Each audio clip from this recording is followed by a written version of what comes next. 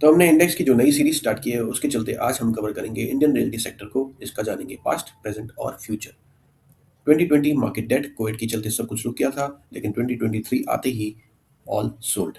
आज 2026 में क्या पोजीशन है? अनसोल्ड इन्वेंट्री बढ़ रही है, लेकिन सच क्या है इस वीडियो के माध्यम से जानेंगे। रियल एस्टेट बूम है या स्लो पॉइजन? ये हमारे फ्रेंड फॉलोअर नटराज जी की रिक्वेस्ट थी रियल्टी सेक्टर को कवर करने की। सिंपल बैकग्राउंड समझते हैं पहले। इंडिया का रियल एस्टेट सेक्टर इकोनॉमी का एक बड़ा पिलर है। जीडीपी का 7 और 8% यहाँ से आता है और करोड़ों लोगों की एम्प्लॉयमेंट जनरेट होती है। लेकिन सबसे इम्पोर्टेंट क्या है? ये सेक्टर लीनियर नहीं है, ये साइकिल बेस्ड चलता है। 2020 क्रैश फेज में क्या हुआ? सब कुछ रुक गया था, डिमांड ऑलमोस्ट खत्म, कंस्ट्रक्शन रुकी पड़ी थी, सब दुनिया रुक गई थी। बायर्स वेट मोड में, मार्केट फ्रीज हो गया था। 2021 और 23 आते ही क्या हुआ? बूम फेज स्टार्ट हुआ। फिर क्या?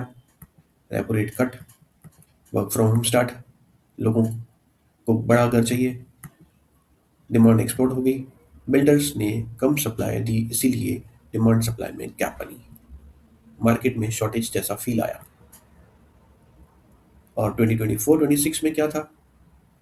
अब आते हैं करंट सिचुएशन पे। डिमांड स्लो हो रही है, सप्लाई बढ़ रहा है, अनसोल्ड इन्वेंट्री इंक्रीज हो रही है, मतलब मार्केट अब बैलेंस से थोड़ा ओवर सप्लाई की तरफ जा रहा है। Most important mismatch reality. India में प्रॉब्लम ओवर सप्लाई नहीं है, मिसमैच है। लग्जरी घर बन रहे हैं, बिल्डर्स लग्जरी घरों को ज़्यादा इंपॉर्टेंस दे रहे हैं। अफोर्डेबल हाउसिंग जो चाहिए उसमें बायर्स ज़्यादा हैं, लेकिन सप्लाई शॉर्ट है।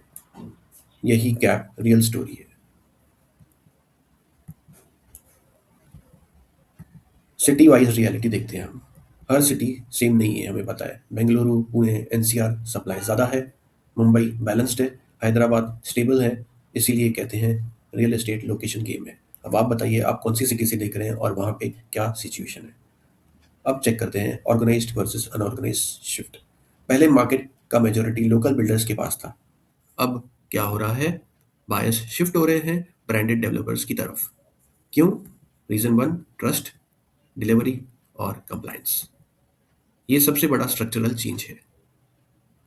गवर्नमेंट रोल भी प्ले कर रही है। पॉजिटिव रोल क्या है? रेरा लाई है, इंफ्रास्ट्रक्चर डिमांड बूस्ट कर रही है। लेकिन नेगेटिविटी अभी भी कहाँ पे कमी है? अफोर्डेबल हाउसिंग काफ़ी वीक चल रहा है। इंटरेस्ट रेट और कम होने चाहिए ताकि इसको बूस्टिंग और ज़्यादा मिल सके।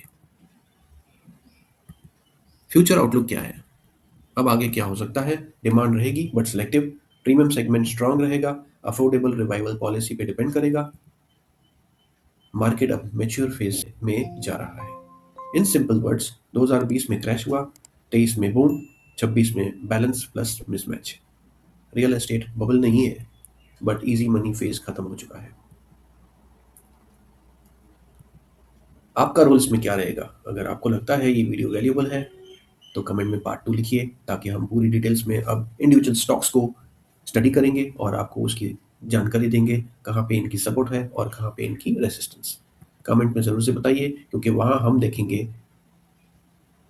कौन सी कंपनी एक्चुअली पैसा बना रही है और कौन रिस्क में है। Thank you. God bless.